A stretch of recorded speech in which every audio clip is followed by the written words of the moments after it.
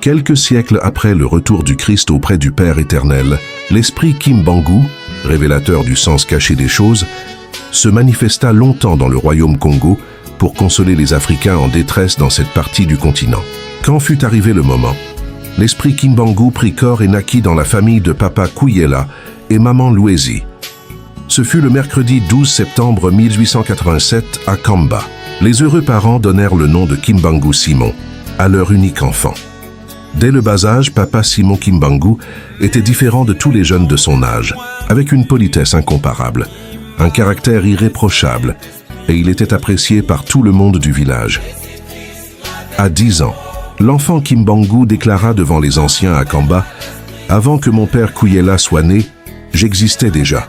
D'ailleurs, plus tard mon nom sera connu dans le monde entier, dans les contrées lointaines. »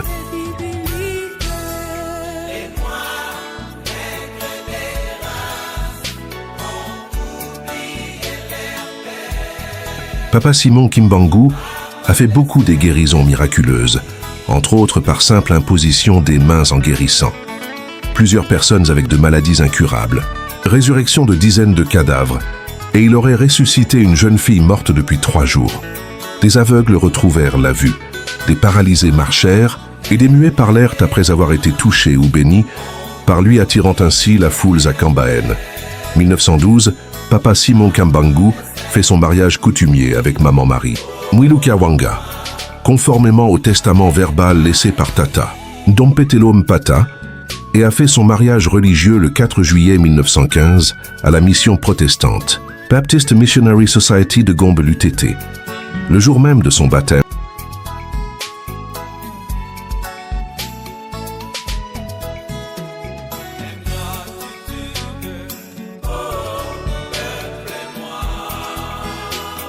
Papa Simon Kimbangu a eu 3 fils, Bavuala, dont le premier est Papa Kizolokele Lukelo, Daniel Charles, né le 12 février 1914. Le deuxième est Papa Dialungana Kiangani Paul. Salomon, né le 25 mai 1916, le troisième est Papa Diangenda Kuntima. Joseph, né le 22 mars 1918. Et une fille dont la grossesse avait duré 1 an au nom de Maman. Siloulou, mise au monde pendant la période de l'envénissement de Nkamba le 6 juin 1921, est décédée le même jour, laissant un message. « Dieu n'est pas une femme, alors moi suis venu juste rendre témoignage, mes grands frères sont Dieu. »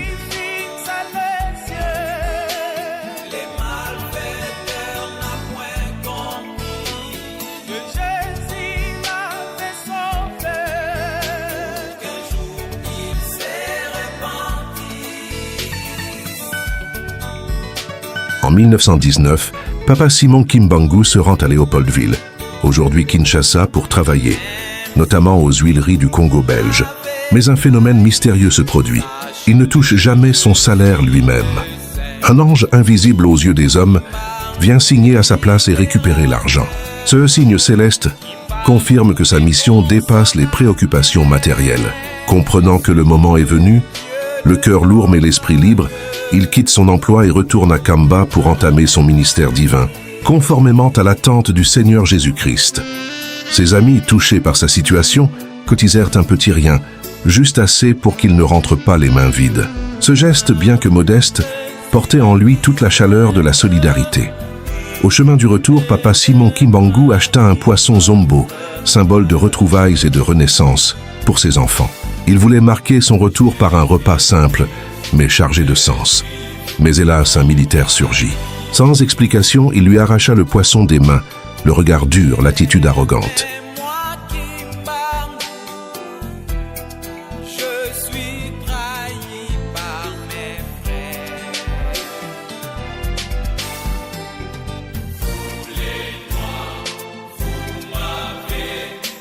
Début de la mission spirituelle. Le 6 avril 1921, Papa Simon Kimbangu guérit une femme nommée Kiantondo, qui avait une maladie de maux de tête depuis plusieurs années. Ce miracle déclenche un afflux massif de fidèles vers Kamba. Il prêche, guérit, ressuscite des morts et annonce l'avènement d'un nouvel âge spirituel. Kamba devient alors la Nouvelle Jérusalem. Papa Simon Kimbangu n'était pas seulement un prédicateur. Il incarnait une résistance spirituelle et culturelle face à l'oppression coloniale. Sa jeunesse marquée par la foi, la discipline et la compassion. Le 1er juin 1921, un ordre fut donné pour arrêter Papa Simon Kimbangu, jugé potentiellement subversif, malgré un rapport affirmant que son mouvement n'était pas politique. Vers le 6 juin, Georges Léon Morel, administrateur colonial, revint à Kamba, accompagné de 24 soldats armés et d'un interprète. Leur objectif, capturer Papa Simon Kimbangu. Mais les choses ne se passèrent pas comme prévu. Papa Simon Kimbangu échappa miraculeusement à l'arrestation grâce à une intervention divine où l'ange était apparu pour le déplacer et il aurait été transporté spirituellement. Avec sa famille vers un lieu sûr, une échauffourée éclata entre les soldats et les fidèles. Malgré les consignes de non-violence données par Papa Simon Kimbangu, certains jetèrent des pierres pour le défendre. Les soldats répliquèrent avec leurs fusils, causant la mort d'un enfant et plusieurs blessés.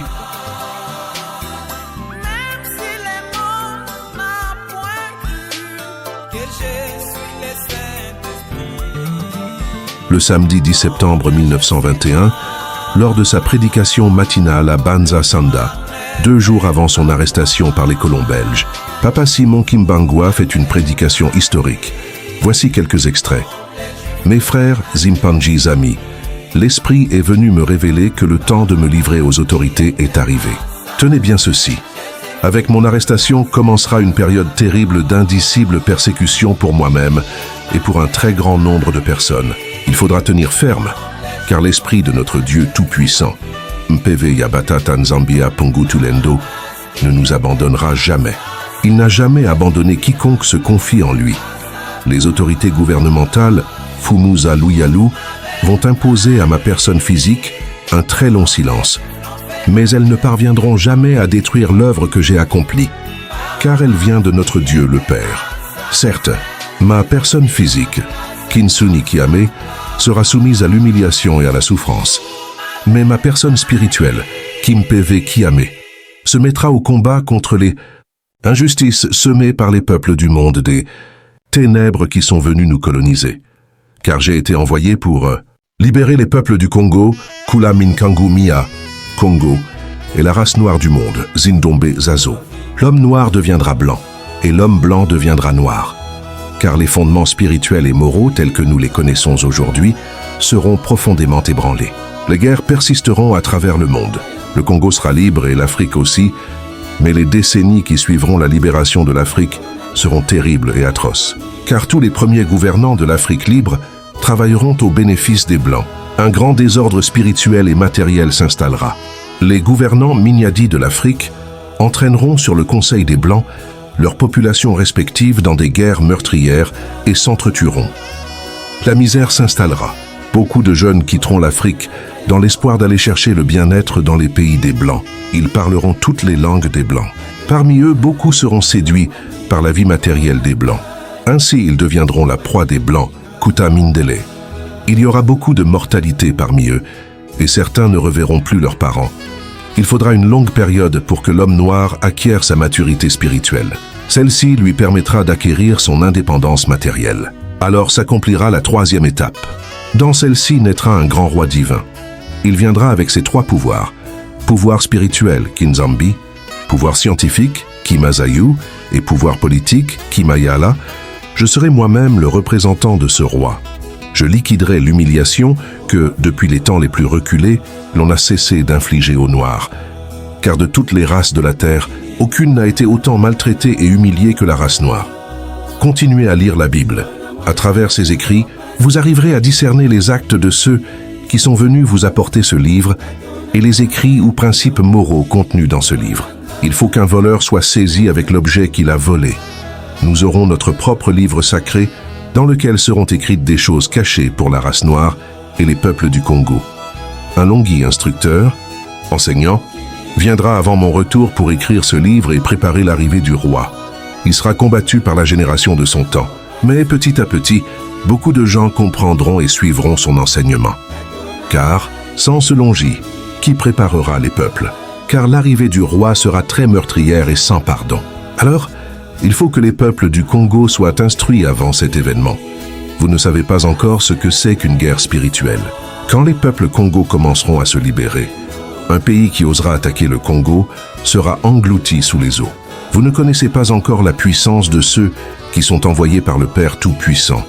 À quoi sert-il à l'homme de s'attaquer à Dieu si, le jour de sa mort, même s'il avait beaucoup de biens matériels, il n'a même pas le temps d'arranger son doigt? Vous ne savez pas de quoi est faite votre vie et pourquoi vous vivez. Car exister physiquement, c'est apparaître comme presque rien. Pourquoi tuer votre prochain et espérer rester en vie et pour combien de temps? Dieu n'est pas le temps, ni l'espace. Il est un tout dans le tout. Wena Wakalunga. La génération du Congo perdra tout. Elle sera embrouillée par des enseignements et des principes moraux pervers du monde européen.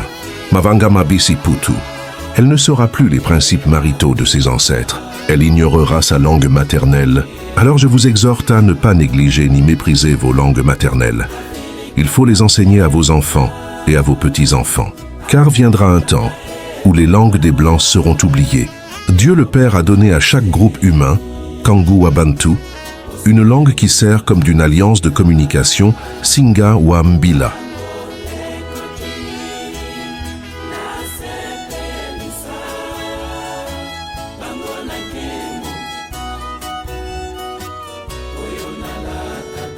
Après l'échec de son arrestation à Kamba le 6 juin, Papa Simon Kimbangu entra en clandestinité, poursuivant son ministère malgré la traque coloniale. Cette période est cruciale, car il continue à guérir les malades, prêcher et enseigner. Il annonce plusieurs prophéties, dont celle sur la décolonisation. Il pose les fondements théologiques du kimbanguisme, qui seront repris plus tard par ses disciples. Le 11 septembre 1921, Papa Simon Kimbangu décide de se rendre volontairement aux autorités coloniales, et le 12 septembre, le jour même de sa naissance, il est arrêté avec quelques disciples et transféré pour être jugé. Le 3 octobre 1921 est le jour du procès et condamnation de Papa Simon Kimbangu. Jugé par un tribunal militaire, il est condamné à mort. Le roi des Belges commue sa peine en prison à perpétuité. Il est envoyé à la prison de haute sécurité d'Élisabethville, Lubumbashi, où il restera 30 ans jusqu'en 1951.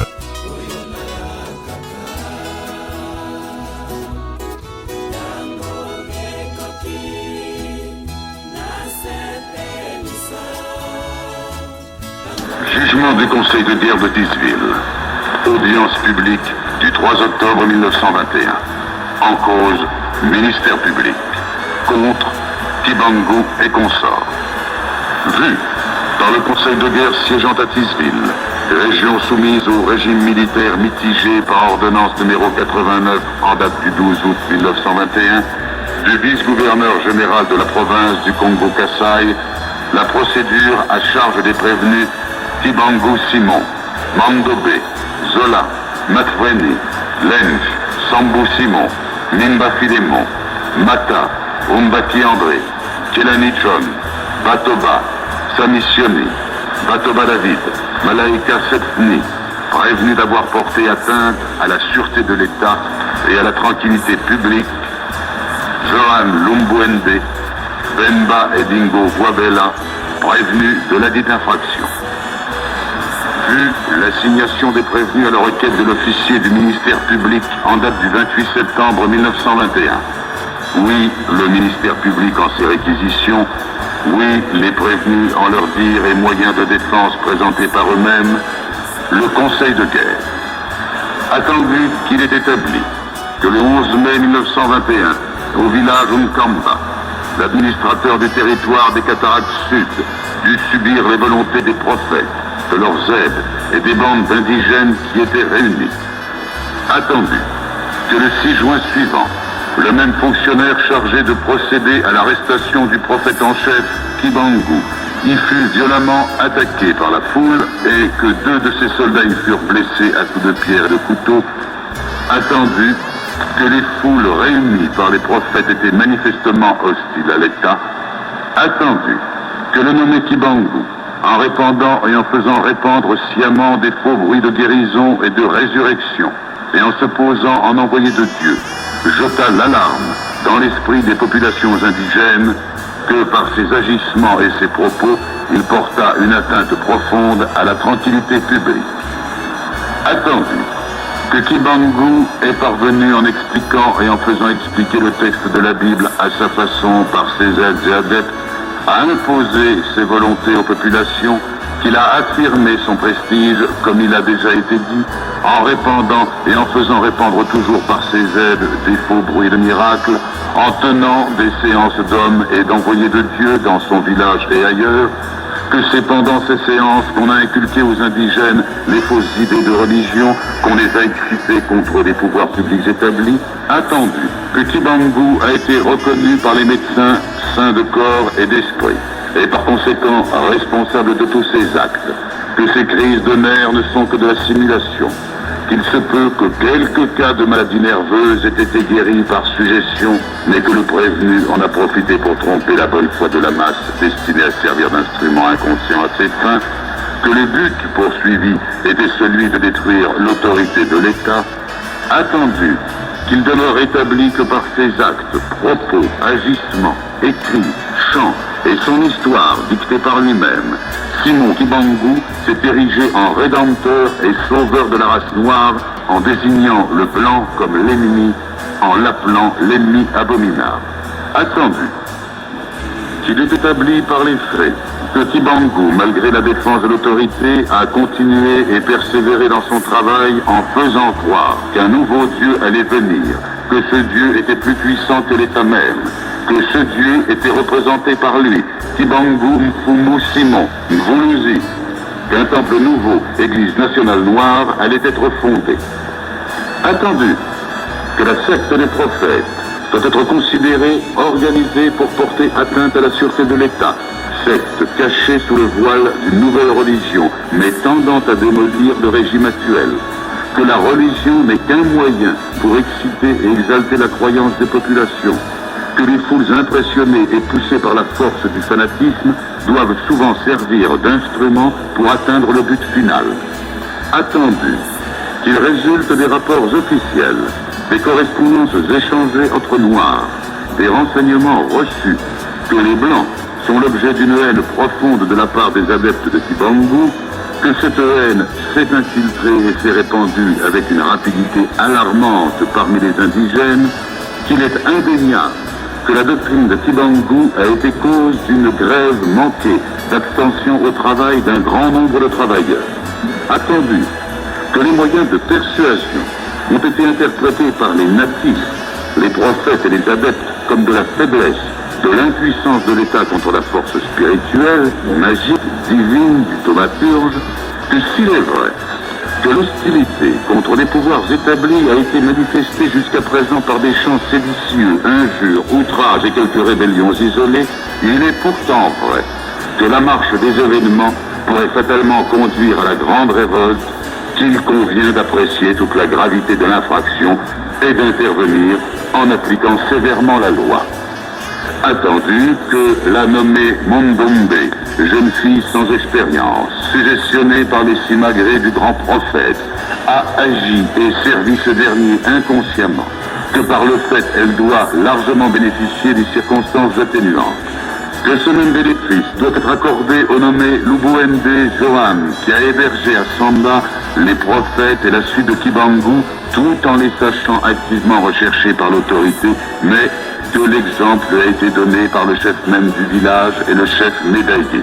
Le Conseil de guerre, vu les articles 101 ter du Code pénal, livre 2 et 101 ter du Code pénal, livre 1, vu les articles 31 et 32 du décret du 3 novembre 1917 sur la justice militaire, condamnant Simon Kibangu à la peine de mort, Zola, Matsveni, Lenge, Sumbu Simon, Mimba Filemon, Mata, Umbaki André, Kelani John, Batoma Simissioni, Batoma David, Malaika Sesni, à la servitude pénale à perpétuité. Demba et Dingo Guabella à 20 ans de servitude pénale. Lubuenda Johan à 5 ans et Mandombe à 2 ans de servitude pénale et les frais du procès à la charge de la colonie. Et attendu qu'il y a lieu de craindre que les condamnés ne tentent de se soustraire à l'exécution du jugement, ordonne leur arrestation immédiate. Ainsi jugé et prononcé à l'audience publique du 3 octobre où siègent messieurs de Rossi, juges, depuis ministère public, Perevretz, greffier.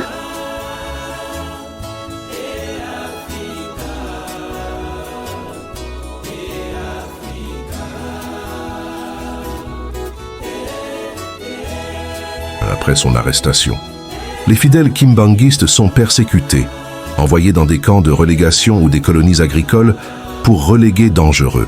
Malgré cela, le mouvement survit clandestinement. Porté par la foi et la mémoire du Saint-Esprit, Papa Simon Kimbangu. Abonnez-vous à la chaîne Presqu'île PNC Katanga et activez la cloche de notification pour rien manquer de nos vidéos. Merci.